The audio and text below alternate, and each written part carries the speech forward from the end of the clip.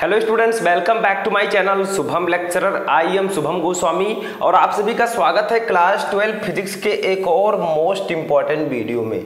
Student, आज का ये वीडियो उन सभी स्टूडेंट्स के लिए इंपॉर्टेंट है जो 12th में हैं और जिनको 2023 बोर्ड एग्जाम देना है, क्योंकि इस वीडियो में मैं आपको क्लास 12 फिजिक्स के उन सभी महत्वपूर्ण प्रश्नों को आंसर के साथ बताऊंगा जो कि इस बार आपके बोर्ड एग्जाम में पूछे जा सकते हैं। देखिए स्टूडेंट, इस वीडियो में मैंने जिन क्वेश्चंस को इंक्लूड किया है उसमें से कुछ क्वेश्चंस आपके बुक से लिए गए हैं और कुछ क्वेश्चंस आपके प्रीवियस ईयर क्वेश्चन पेपर से लिए गए हैं जो पिछले साल के क्वेश्चन पेपर्स थे। ठीक है, तो इसके लिए ये वीडियो बहुत ही ज्यादा इंपॉर्टेंट है और ज्यादा से ज्यादा चांस है कि इनमें से कुछ क्वेश्चंस आपके बोर्ड एग्जाम में आए। ठीक है, तो जितने क्वेश्चन मैं आपको बताऊंगा एक एक क्वेश्चन आपको कॉपी और पेन लेकर नोट कर लेना है और उसको अच्छे से तैयार कर लेना है। ठीक है, तो चलिए स्टार्ट करते हैं वीडियो को और एक एक क्वेश्चन हम देखते हैं।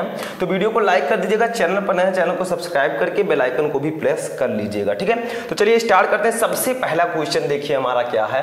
तो ये तो एक बहुत ही अच्छा क्वेश्चन है, बेसिक सा। ठीक है, इसके बाद के जो क्वेश्चन है और भी अच्छे अच्छे हैं। तो देखिए सबसे पहला क्वेश्चन हमारा है विद्युत द्विध्रुव आघूर्ण कैसी राशि है, सदिश या अदिश। ठीक है, यानी कि जो विद्युत द्विध्रुव आघूर्ण है वो किस प्रकार की राशि है, वो सदिश राशि है कि अदिश राशि है। तो देखिए विद्युत द्विध्रुव आघूर्ण तो मैं आपको पढ़ा चुका हूं फर्स्ट चैप्टर में। ठीक है, इलेक्ट्रिक डाइपोल मूवमेंट हम इसे इंग्लिश में बोलते हैं।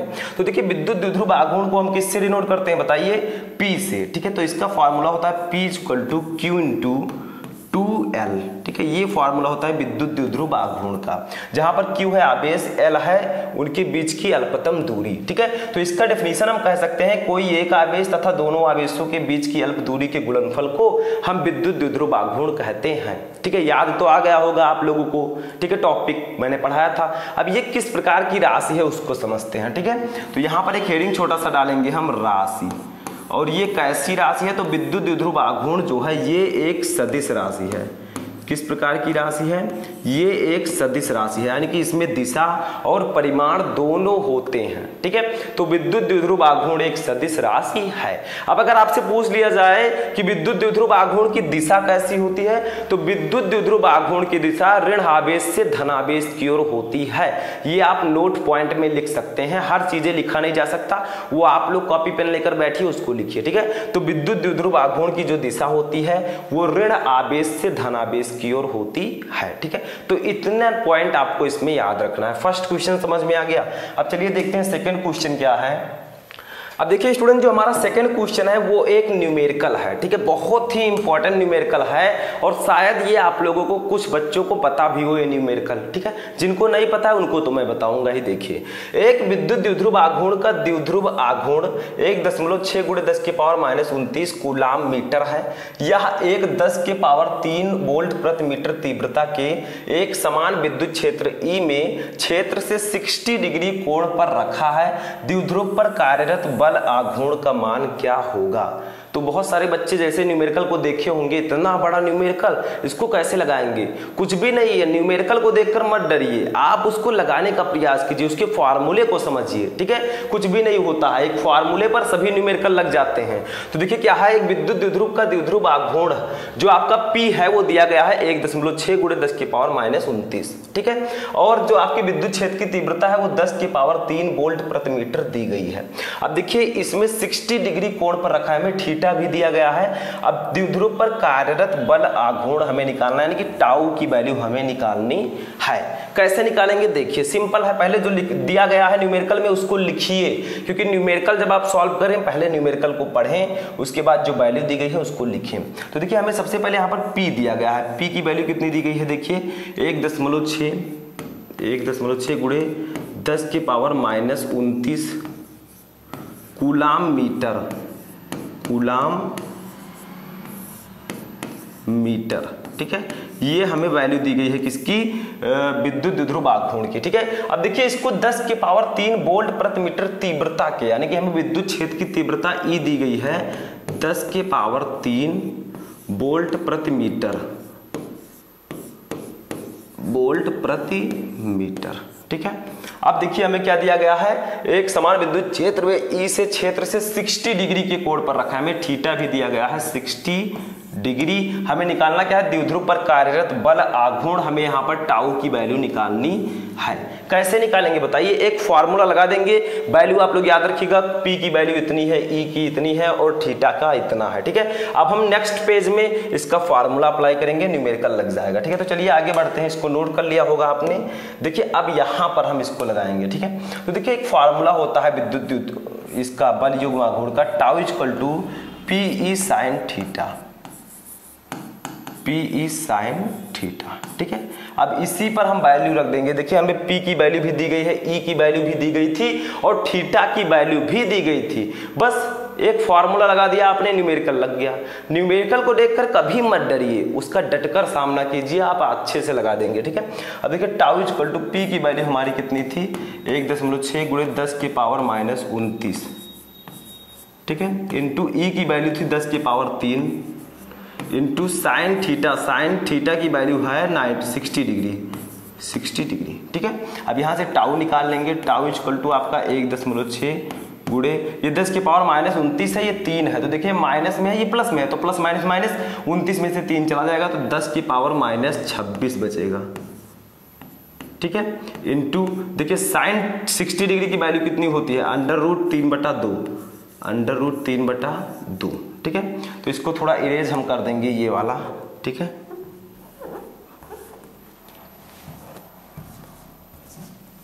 ये देखिए, ठीक है। तो यहां पर इसकी वैल्यू कितनी दी गई है हमें, √3/2,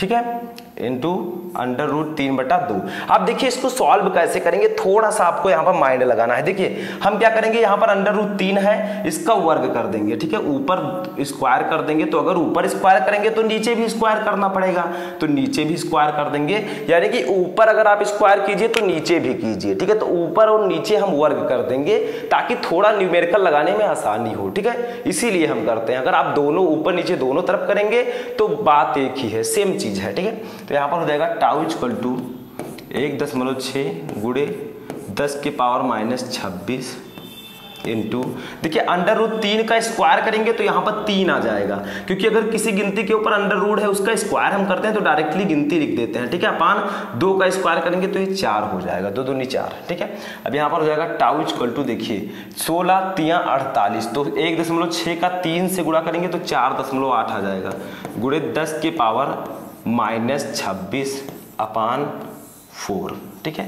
अब इसको कट कर देंगे, 4×4.2, ठीक है। तो टाउ इक्वल टू हमारा फाइनली आ जाएगा, चलिए इधर कर देते हैं, टाउ इक्वल टू हमारा आ जाएगा 1.2 गुणे 10 के पावर -26 न्यूटन मीटर इसका मात्रक होता है, ठीक है, न्यूटन मीटर। और यही हमारी टाउ की वैल्यू आ जाएगी, ठीक है। यही हमारी बल युग्म आघूर्ण आ जाएगा, ठीक है।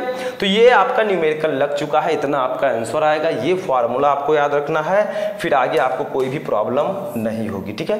तो ये न्यूमेरिकल आपको समझ में आ गया, कुछ भी नहीं, ये सिंपल है। अब आप लोग इसको नोट करना चाहें तो नोट कर सकते हैं। अब हम देखेंगे अपना नेक्स्ट क्वेश्चन, ठीक है। तो चलिए नेक्स्ट क्वेश्चन देखते हैं।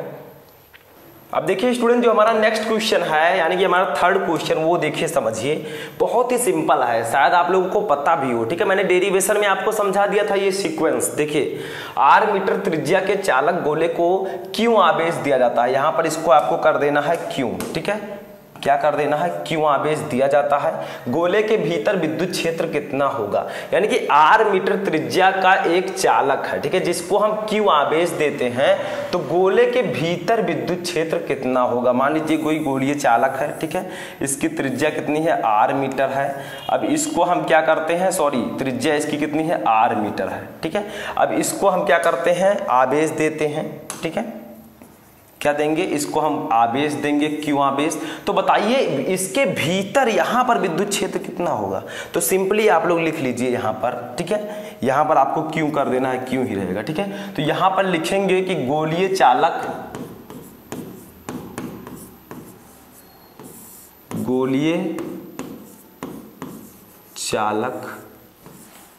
के भीतर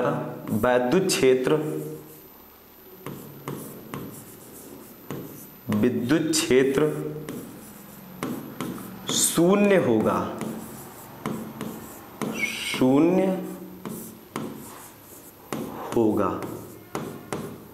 ठीक है, तो गोलीय चालक के भीतर विद्युत क्षेत्र शून्य होगा, यानी कि अगर r मीटर त्रिज्या के चालक गोले को Q आवेश दिया जाए तो गोले के भीतर जो विद्युत क्षेत्र होगा वो कितना होगा, शून्य होगा, यानी कि 0 होगा। ठीक है, तो ये सिंपल है, तो आप लोग को समझना है, ये चीजें मैं आपको ऑलरेडी बता भी चुका हूं, क्योंकि गोले के भीतर विद्युत क्षेत्र जो होगा वो शून्य होगा। ठीक है, तो ये समझ में आ गया तीसरा क्वेश्चन भी। चलिए चौथा क्वेश्चन देखते हैं।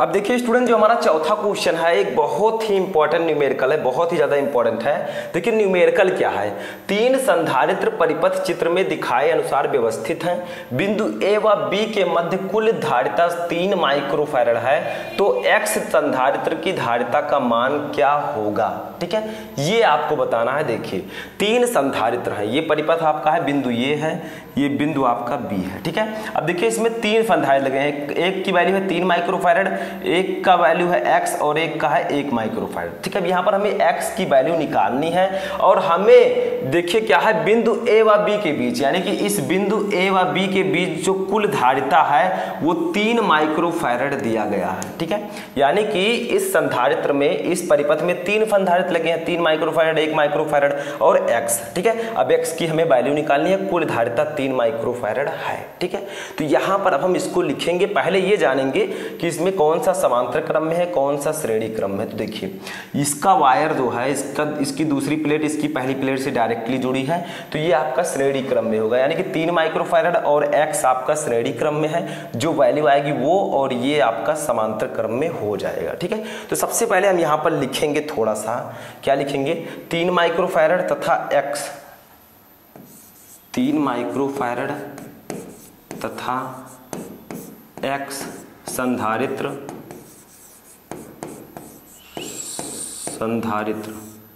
ठीक है, श्रेणी क्रम में है, श्रेणी क्रम में है। ठीक है, तो श्रेणी क्रम में है, तो श्रेणी क्रम का हम फॉर्मूला लगा देंगे। बताइए श्रेणी क्रम का फॉर्मूला क्या होगा, तो 1/c इक्वल टू हो जाएगा, क्या हो जाएगा, देखिए सिंपली समझिए, बहुत ही ज्यादा इंपॉर्टेंट है। ठीक है, देखिए 1/3 हो जाएगा, क्योंकि श्रेणी क्रम में ऐसे फॉर्मूला होता है, प्लस 1/x हो जाएगा। ठीक है, मैंने आपको बताया था कि श्रेणी क्रम में संधारित्र की धारिता का फॉर्मूला होता है 1/c equal to 1/c1 plus 1/c2 plus 1/c3, जितने भी c हो। ठीक है, तो यहाँ पर 2 संधारित्र हैं, तो दोनों को हमने 1 करके ऐड कर दिया। ठीक है, अब देखिए यहाँ पर क्या हो जाएगा, ये आपका 1/c इक्वल टू हो जाएगा, देखिए 3 और x का गुणा हो जाएगा, तो 3x का एलसीएम ले लेंगे। ठीक है, ये आपका हो जाएगा x हो जाएगा ऊपर, और प्लस ये x से x कट जाएगा तो 3 हो जाएगा, इतना हमारा आ गया। अब इसको थोड़ा सा हम साइड में सॉल्व करेंगे। ठीक है, यहाँ पर हम सॉल्व करेंगे, ध्यान दीजिए ये। ठीक है, अब देखिए क्या होगा, इसका इससे गुणा कर देंगे, इसका इससे, यानी कि कैंची गुणा अब हम कर देंगे। ठीक है, तो ये आपका हो जाएगा cx प्लस 3 इक्वल टू, देखिए 3x का 1 से गुणा होगा तो ये 3x हो जाएगा। ठीक है, अब देखिए यहाँ से हम c की वैल्यू निकालेंगे, c इक्वल टू 3x। अब देखिए इधर ये गुणे में है x प्लस 3, तो इधर आएगा तो बट्टे में हो जाएगा x प्लस 3। ठीक है, तो ये हमारी क्या आ गई, देखिए इसके और इसकी तुल्य धारिता आ गई। ठीक है, इसकी और इसकी तुल्य धारिता हमारी आ गई कितनी, c equal to 3x/x plus 3। ठीक है, तो देखिए अब हम इसी चित्र को कुछ इस प्रकार से भी बना सकते हैं। यहाँ पर ये आपका इस प्रकार से हो जाएगा। ठीक है, ये आपका संधारित्र हो गया और एक संधारित्र ये आपका हो गया। ठीक है, ये आपका हो जाएगा बिंदु ये और ये हो जाएगा V।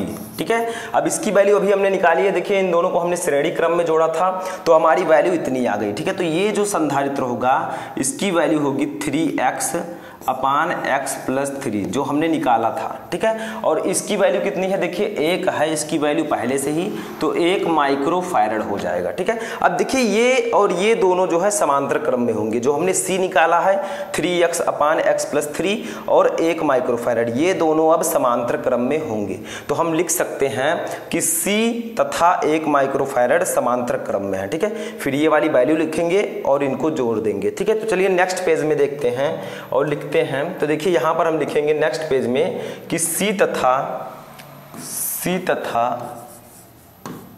1 माइक्रोफैरड संधारित्र समांतर क्रम में है, ठीक है, पैरेलल में है ये दोनों, तो समांतर क्रम में है, ठीक है। तो ये दोनों समांतर क्रम में होंगे, तो समांतर क्रम में संधारित्र की धारिता का फॉर्मूला मैंने आपको बताया था, ठीक है। C = C1 + C2 + C3, जितने भी आपके पास C हो सबको एक सीक्वेंस में जोड़ते हुए चला जाना है, ठीक है। तो यहाँ पर C तो हमने ऑलरेडी मान रखा है, तो इसको हम मान लेते हैं C', ठीक है। तो यहाँ पर हो जाएगा C' = क्या हो जाएगा, C + 1 माइक्रोफैरड, ठीक है, यानी कि C + 1 भी आप लिख सकते हैं, C + 1, ठीक है। अब C की वैल्यू मैंने अभी आपको बताई थी, C की वैल्यू है 3x अपान x + 3, 3x अपान x + 3, ठीक है। C की वैल्यू हमने अभी निकाला था, आपने इससे पहले जो पेज मैंने बताया था आपको, ठीक है, +1 हो जाएगा। अब देखिए यहाँ पर एक चीज आपको ध्यान देना है, C', क्योंकि हमें क्वेश्चन में सीधा सीधा दिया गया था कि A और B के बीच जो कुल धारिता है वो 3 माइक्रोफैरड है, ठीक है। न्यूमेरिकल जब मैंने आपको बताया था तो ऊपर दिया गया था, तो इनकी तुल्य धारिता जो है वो कितनी है, 3 माइक्रोफैरड कुल धारिता, ठीक है।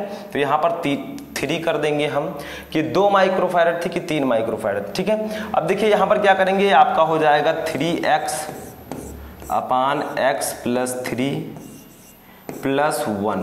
अब देखिए यहाँ पर एक काम आपको करना है, इस एक को हम इधर लेकर चले जाएंगे, ठीक है। तो इसी को हम लिख सकते हैं 3x अपान x + 3 = हो जाएगा 3 - 1, 3 में से 1 चला जाएगा, ठीक है। अब देखिए इसी को सॉल्व कर लेंगे तो हमारा आ जाएगा 3x अपान x + 3 = 3 में से 1 जाएगा तो कितना बचेगा, 2 बचेगा, ठीक है। अब देखिए यहाँ पर हम गुणा कर देंगे इस प्रकार से, तिरछा गुणा, 3x का 1 से गुणा होगा और x + 3 का 2 से, ठीक है। तो यहाँ पर हम इसको लिख सकते हैं 2x + 3 = 3x, ठीक है। अब इसी को हम सॉल्व कर लेंगे, हमारा न्यूमेरिकल लग जाएगा, ठीक है। तो देखिए 2 का x से गुणा होगा तो ये हो जाएगा 2x + 2 का 3 से गुणा होगा तो 2 3 जा 6 हो जाएगा आपका, = ये आपका हो जाएगा 3x, ठीक है। इसको हम इस प्रकार से भी लिख सकते हैं 3x = 2x + 3, ठीक है। इधर उधर भी लिख सकते हैं 2x + 6। अब देखिए 3x, ये 2x इधर प्लस में इधर आएगा तो माइनस में हो जाएगा, तो ये 2x हो जाएगा, = 6 हो जाएगा। अब देखिए 3x में से 2x जाएगा तो x बचेगा, तो x = 6 माइक्रोफैरड हमारा वैल्यू आ गया, ठीक है। और यही हमारा आंसर हो जाएगा, यानी कि जो x की वैल्यू आएगी वो 6 माइक्रोफैरड आएगी, ठीक है। तो ऐसे ही आपको सिंपली करना है, पहले दोनों को श्रेणी क्रम में जोड़ना है, फिर समांतर क्रम में ऐड कर देना। इसको चाहे तो आप नोट कर सकते हैं, ठीक है। अब चलिए देखते हैं कैसे क्या हुआ। तो देखिए यहाँ पर जो न्यूमेरिकल हमारा था, इसमें 3 माइक्रोफैरड आपकी तुल्य धारिता पहले से ही दी गई थी, ठीक है। तो उसको मैंने रख दिया और आपकी जो x की वैल्यू आ गई, ये जो x की वैल्यू है ये आ गई कितनी, 6 माइक्रोफैरड। तो ये ऐसे ही आप x की वैल्यू आसानी से निकाल सकते हैं, ठीक है। तो कुछ भी नहीं था इसमें, बस आपको दोनों को पहले श्रेणी क्रम में जोड़ना है, फिर जो आता है उसको और इसको समांतर क्रम में जोड़ देना है, ठीक है। चलिए नेक्स्ट क्वेश्चन देखते हैं क्या है हमारा। तो स्टूडेंट देखिए, जो हमारा नेक्स्ट क्वेश्चन है वो क्या है, बहुत ही सिंपल सा है। देखिए यदि आवेशित समांतर प्लेट संधारित्र की प्लेटों को परस्पर निकट लाया जाए तो उनके विभवांतर में क्या परिवर्तन होगा। यानी कि मैंने आपको बताया था संधारित्र की 2 प्लेटें होती हैं, ठीक है। संधारित्र की कितनी प्लेटें होती हैं, 2 प्लेटें होती हैं। तो क्या कहा गया है कि यदि आवेशित समांतर संधारित्र की प्लेटों को परस्पर, ठीक है, इनको परस्पर अगर हम और निकट लेकर आए तो उनके विभवांतर में क्या परिवर्तन होगा। तो देखिए विभवांतर जो है वो कम हो जाएगा, ठीक है। तो डायरेक्टली आप लिख सकते हैं विभवांतर घट जाएगा, ठीक है, घट जाएगा या कम हो जाएगा। क्यों घट जाएगा, क्योंकि इसकी जो धारिता है वो बढ़ जाएगी, ठीक है। जब हम आवेशित समांतर प्लेट संधारित्र की प्लेटों को परस्पर थोड़ा और निकट लेकर आएंगे, यानी कि पास लेकर आएंगे, तो उनके बीच जो विभवांतर है वो कम हो जाएगा। क्यों, क्योंकि जो उसकी धारिता है वो बढ़ जाएगी। तो जब धारिता बढ़ेगी तो विभवांतर कम होगा, क्योंकि मैंने आपको फॉर्मूला बताया था C = होता है Q/V। तो यहां से सिंपल है कि C is inversely proportional to V, यानी कि C जो है V के व्युत्क्रमानुपाती होता है। तो अगर विभव घटेगा तो धारिता बढ़ेगी, धारिता बढ़ेगी तो विभव घटेगा। ठीक है, तो यहाँ पर विभवांतर घट जाएगा। समझ में आ गया? तो ये आपको याद रखना है, बहुत ही सिंपल सा क्वेश्चन था। चलिए नेक्स्ट और अपना लास्ट क्वेश्चन देखते हैं, क्वेश्चन नंबर 6। ठीक है, तो देखिए 6 नंबर क्वेश्चन क्या है, किसी आवेशित चालक में संचित स्थितिज ऊर्जा का व्यंजक धारिता तथा विभव V के पदों में लिखिए। यानी कि किसी आवेशित चालक में जो संचित स्थितिज ऊर्जा U होता है उसका व्यंजक आपको धारिता और विभव V के पदों में लिखना है। तो बहुत ही सिंपल सा है, मैंने आपको बताया था U इक्वल टू होता है 1/2 CV स्क्वायर, CV स्क्वायर। ठीक है, ये फार्मूला होता है, इससे रिलेटेड न्यूमेरिकल्स भी आते हैं, तो आपको ये फार्मूला याद रखना है। ठीक है, देयर आर 2 बेनिफिट्स, अगर आप इसको याद रखते हैं, U equal to 1/2 CV square, जहां C क्या है, C है आपका धारिता। ठीक है, कैपेसिटेंस, तो क्या है, C है संधारित्र की धारिता। V क्या है, V है आपका पोटेंशियल डिफरेंस यानी कि विभवांतर। ठीक है, विभवांतर, तो ये आपका हो जाएगा फार्मूला, यानी कि किसी आवेशित चालक में संचित स्थितिज ऊर्जा का ये व्यंजक है किसके पदों में, धारिता और विभवांतर के पदों में। ठीक है, तो U equal to 1/2 CV square. तो ये भी क्वेश्चन समझ में आ गया, इसको आप लोग नोट कर लीजिएगा। तो ये हमारा लास्ट क्वेश्चन था। ठीक है, तो यहाँ पर हमने कितने क्वेश्चन देखे, टोटल हमने 6 क्वेश्चन देखे, जिसमें आपको 2 न्यूमेरिकल्स भी मैंने बताए। ठीक है, जो कि मोस्ट इंपॉर्टेंट है आपके लिए। तो इन क्वेश्चंस को आपको नोट कर लेना है। 12th फिजिक्स के ये मोस्ट इंपॉर्टेंट क्वेश्चंस हैं, जिनके सबसे ज्यादा चांसेस हैं कि आपके बोर्ड एग्जाम में आए। ठीक है, तो चलिए हम मिलेंगे किसी नेक्स्ट वीडियो में नेक्स्ट टॉपिक के साथ। तब तक आप लोग अपनी तैयारी करते रहें, और किसी भी टॉपिक में क्वेरी है तो कमेंट करके बताएं।